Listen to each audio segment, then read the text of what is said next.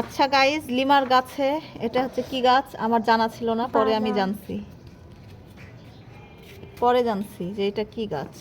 তো এই গাছটা নাকি বাদামের গাছ। এখন দেখি লিমার গাছে এই যে ফুল আসছে ফুলে, এই যে সুন্দর সুন্দর ফুল হয়েছে, এখন দেখবো এটাতে বাদাম হয়েছে নাকি। কিন্তু আও অনেক শক্ত, এই একটা কিছু নাই বটি কোনো কিছু। আমার মনে হয় বাদাম হবে, কখনোই না। আও ইয়ে ইয়ে লিমার গাছের পুষ্টি নাই, তাহলে বাদাম হবে কেমনে? হচ্ছিল। এই যে গাইজ, এই যে একটু একটু আগে তুলে ফেলে লাভ, মানে দেখা তো হলো।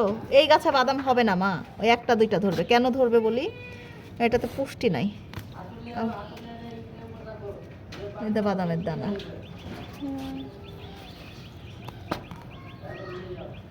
দেখ এতে বাদাম